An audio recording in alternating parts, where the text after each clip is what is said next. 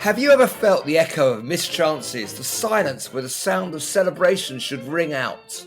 That sting of lost opportunities is often due to a failure to truly connect, to resonate with potential clients, to communicate the true value you bring to the table with passion and precision. The truth?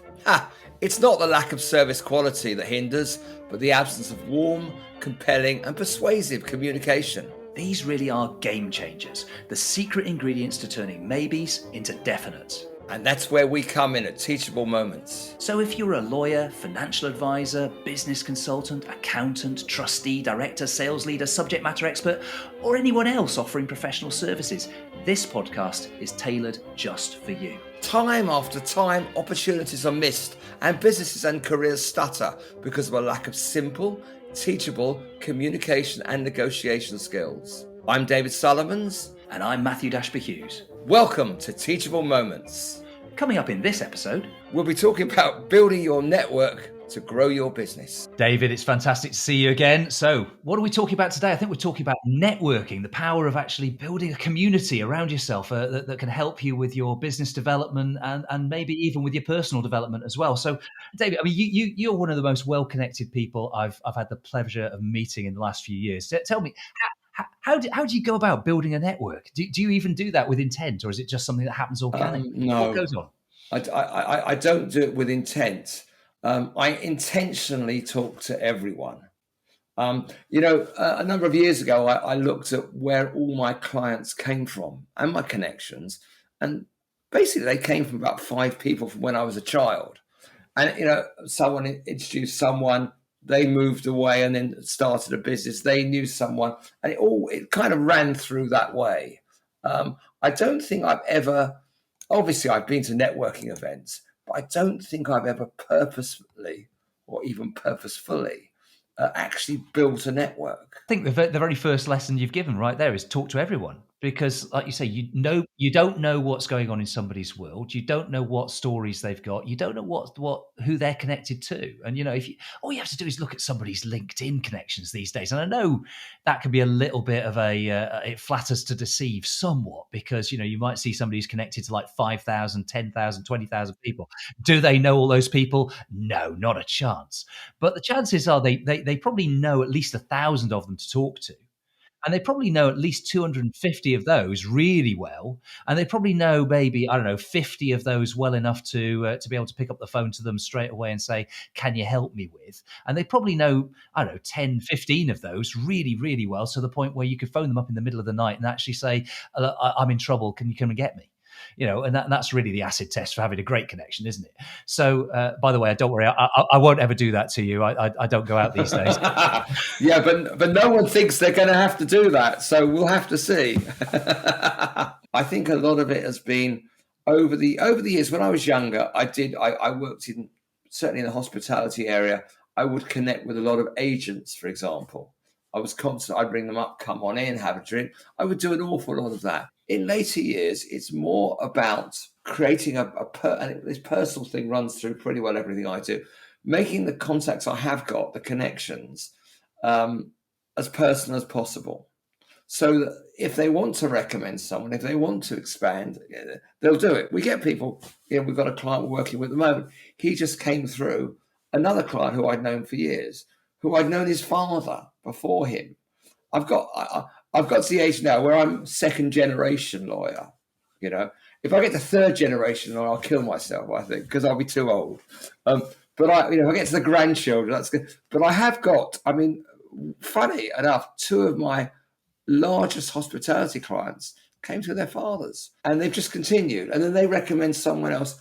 And I think it's because when we started, we were really trusted advisors. There was less speciality. So you were like general counsel. You became their guy. You became, well, David will deal with this. It might be outside my area, so I'll find someone. When you go to networking events or anything, talk about what your network can do for a person rather than what just you personally can do. It's really important, certainly for a firm. I network the firm. When I go out, I talk to people. Here's what we can do. Oh, we've got someone you'll love Bob. He's specialist at this. There's not a nicer man, than Frank or Susan's exactly what you need.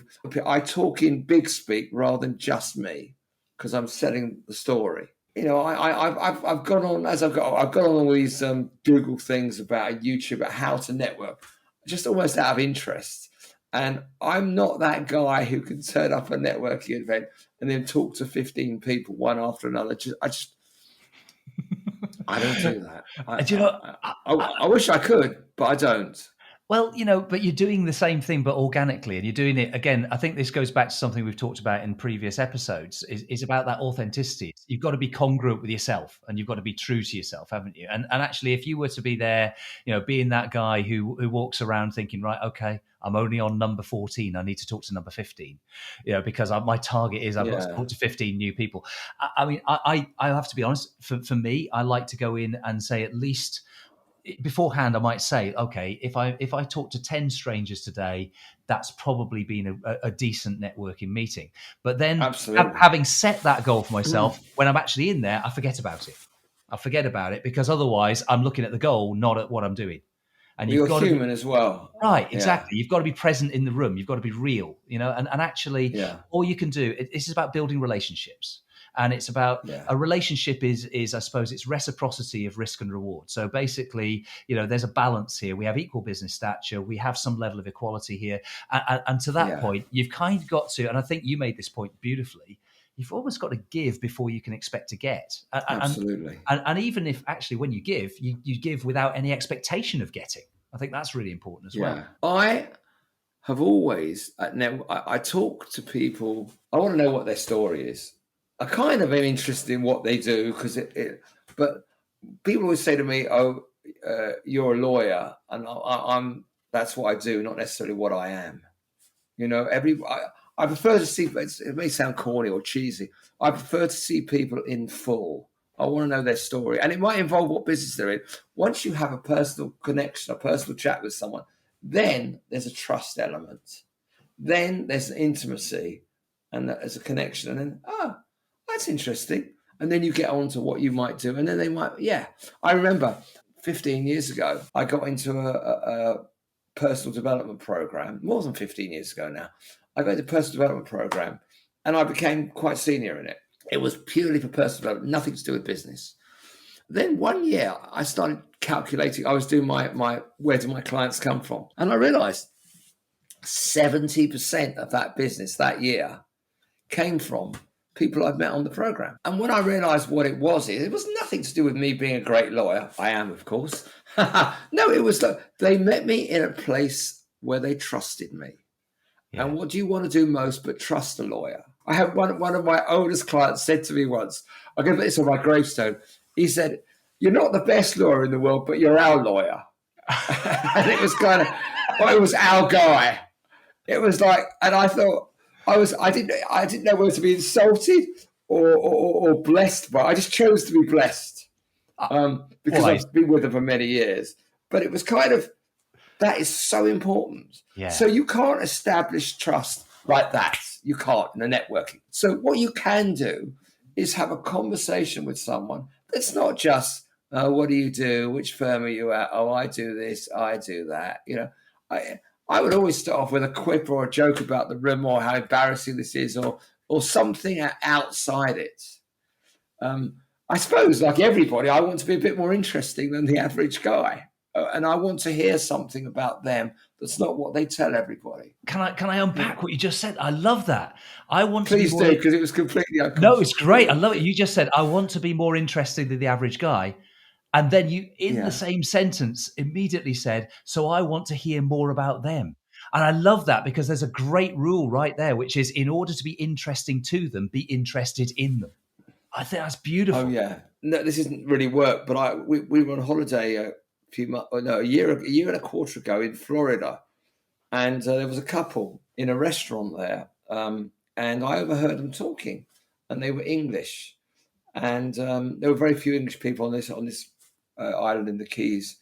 And I asked them where they came from. It turned out they came from a village half an hour from us. And I made some awful joke about how awful British Airways were to start with. And the guy's a British Airways pilot. And But he had a great sense of humour, and that cracked it. And he made a joke back.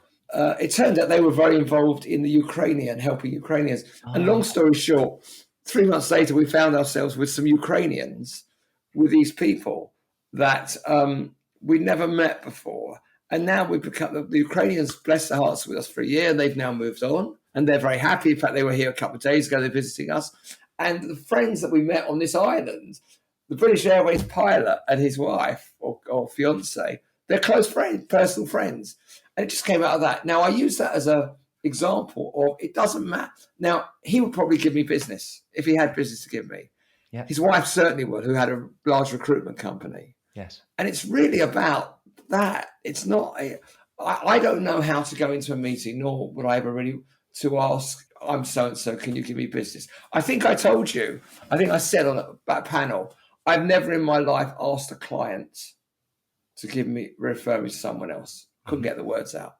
What I have done, and this is for networking, my connections and my contacts, agents and brokers and people who introduce, I always do. I always say, are you able to recommend? Yeah. There's a guy, lovely guy. I met him when I first did a personal development training about 25 years ago, in the car, going there and going back. He never got involved in it, never did another thing. We got on. He became a client, started a large business. We acted for him. To this day, he's now an agent and he recommends everyone he can to us. It's not, what can you give me? It really isn't. It'll come. A similar sort of story to you with your holiday story.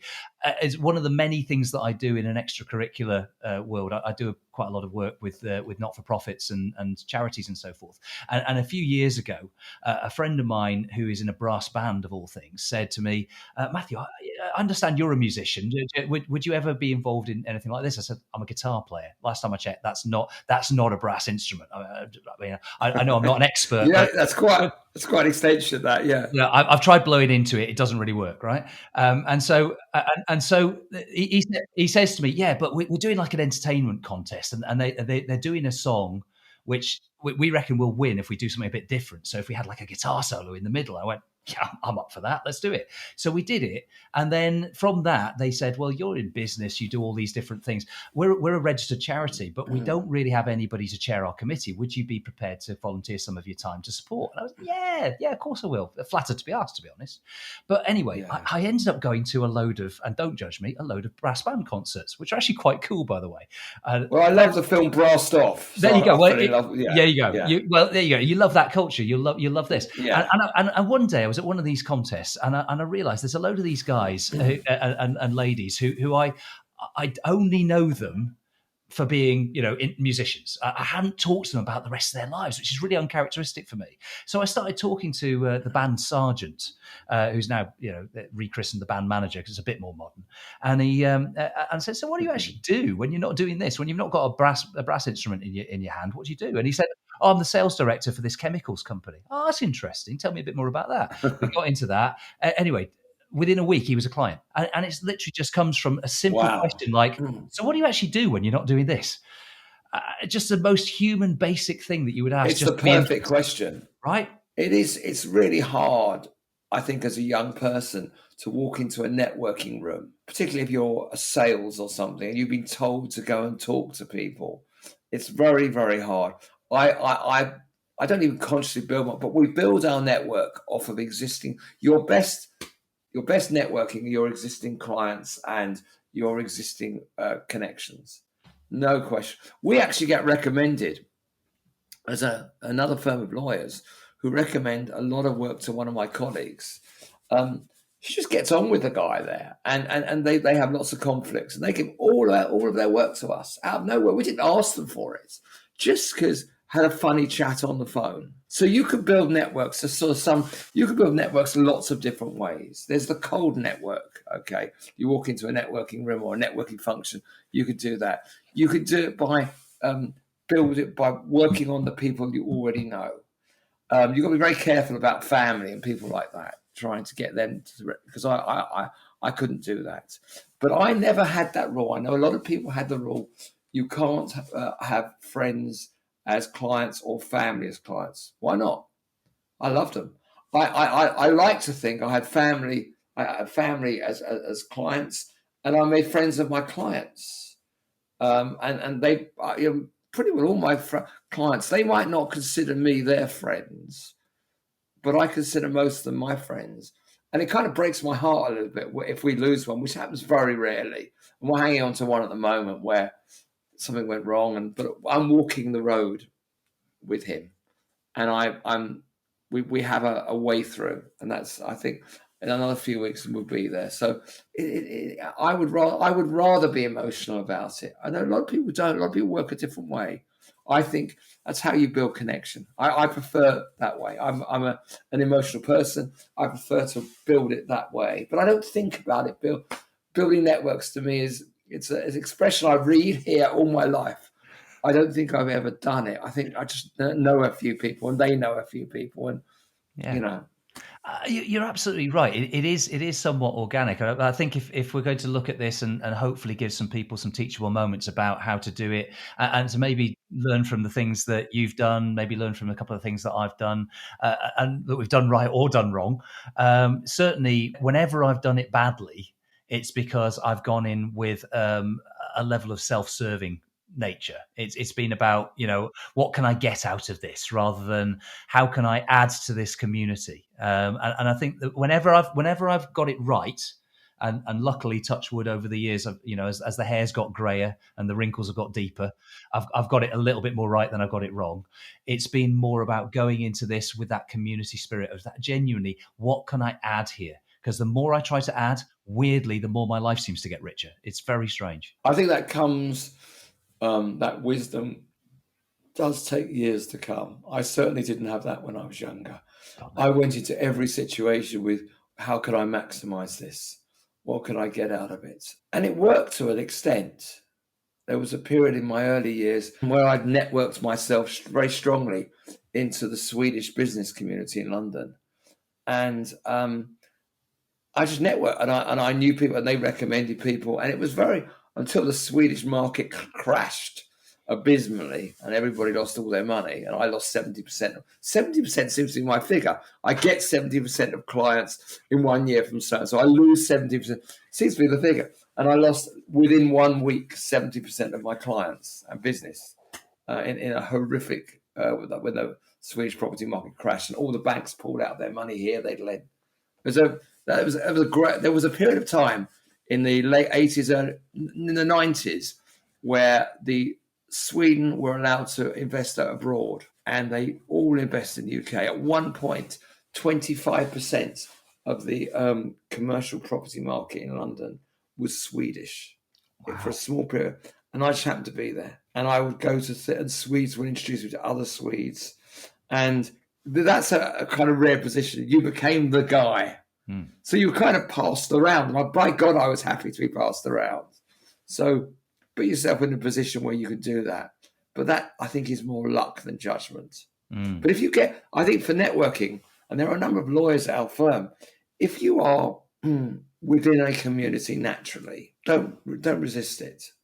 There are lawyers within our Indian communities who work that within other communities, Greek communities, within certain types of communities. I happen to be, although I'm not within the Swedish community, work it, because you Yeah. become very trusted. And I think that's right. And to be trusted, you have to be trustworthy. And when you're in that kind of networking environment, to the point you made at the start, really, you build those relationships so that you become their lawyer.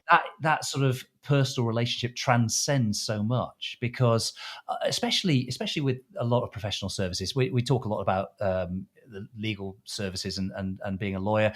Whether you're an accountant, financial advisor, a mentor, a coach, a business consultant, a non-executive, it doesn't really matter. The thing is the same, that what you're doing is you're building a trusted advisor relationship, selling, much as that word's a little crude, something that is intangible and is based on a level of trust. And that level of trust is, I'm employing you not because I know what you do, but actually because I don't know what you do. I just know the impact and the horrendous impact on my life if I don't have you.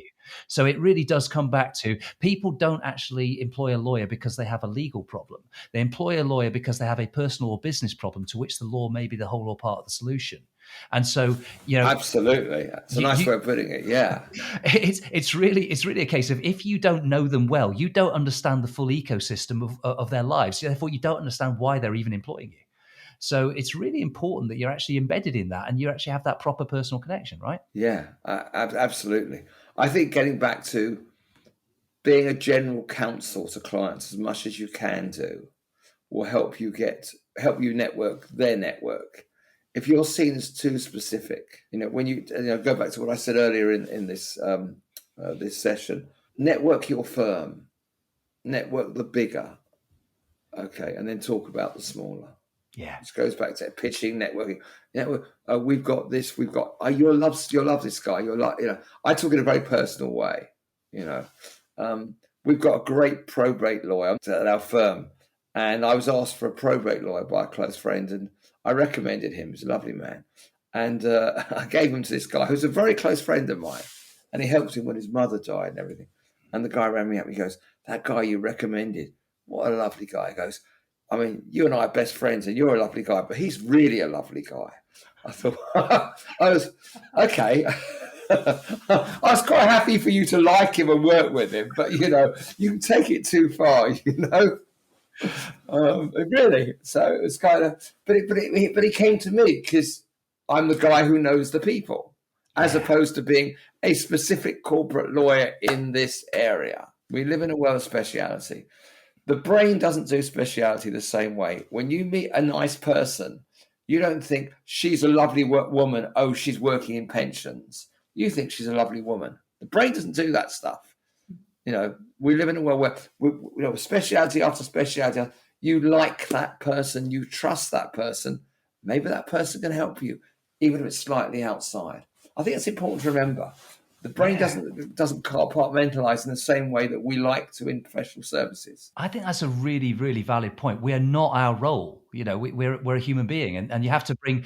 I think Sheryl Sandberg says it in Lean In. She says, "Bring your whole self to work," and I think that's really powerful. I think that, if you're going to have that authenticity of connection, then you have to be real, and your whole self has to be involved. And your whole history. When you walk into a networking room, we'd say there's 50 people in there.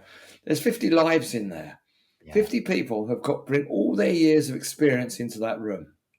And that's fantastic. I mean, the chances, I'm a great lover of statistical uncertainty. The chances of you ever actually being in that room are almost impossible, but you're there. And when you speak to someone, your history is speaking to that person's history. And there's commonalities in there. You can find that. Just go a bit lower. Just go a bit deeper. It really is. And you've like I found you're a Doctor Who fan. Yeah, absolutely. You went really deep. Yeah, straight away. Yeah, deep cuts. Like within the first 10 seconds of being in the green room on this podcast, we discovered we were both childhood nerds. So yes, thank you. I don't know if I should thank you for outing me there as a total nerd, but I'll take it. What are we called? We're Whovians, aren't we? Whovians. That's one word. Sad, another word. Or lovers of the big picture, I think. There you go. Yeah, lovers of the big picture. There you go. I'll take that one. I'll take that one. Yeah, it's very good. Absolutely.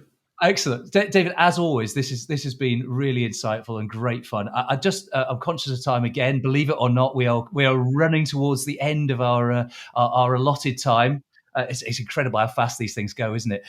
So I just to draw it together with maybe a few kind of takeaways. We always try to give at least 3 actionable insights that people can take away from this. As always, well, as usual, we've managed to over deliver slightly. So here's the things that I've written down. We've got. The first one is if you're seeking to build a network, then do so with a level of authenticity and seek to give before you seek to get. I think that's a really critical first one. Yeah. The second one is speak to everyone. Speak to everyone and stay curious. What is their story? And a beautiful phrase that you've used a few times, David, is what's the story beneath their story? Go digging. I really like that. And then a third one that you said there was your best network is your existing clients. So that is, I think, a really fabulous place to start for anybody. And I think if I was going to build with a fourth one on what we've talked about, it's really when you're looking at that network, when you're looking at any kind of network, think in terms of nodes. And I don't want to get all nerdy, but if you imagine, like, if you're going to a shopping center or a shopping mall, you always see the anchor tenant. You see the John Lewis or the Selfridges, the stuff that drives a lot of footfall and brings other people, brings other retailers to that shopping center. Think about yourself as being an anchor tenant. How do you bring lots of other footfall by being the person who's connected to all these other retailers and all these other customers? I thought that was absolutely fantastic discussion. That's Hopefully, great. That's brilliant. lots of actionable insights there. And thank you, David, And as always. one more thing on that, Go just on, one go on. last thing. And I know this is like classic. Do prepare. You have to use it.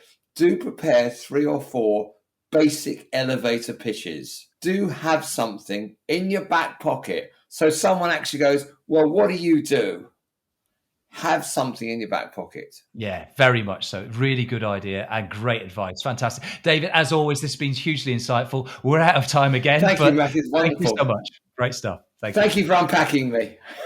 Thanks. Thank you for being unpacked. I'll see you soon. Thanks a lot. We want to hear from you too, so hit the like button, leave us an honest review, and please share with friends, colleagues, and anyone you think would benefit. Yes, and make sure you take action and benefit from these teachable moments. Don't forget to be here next time. We'll have more tips and tools that you won't want to miss. So subscribe now and stay informed. And we'll see you next time on Teachable Moments.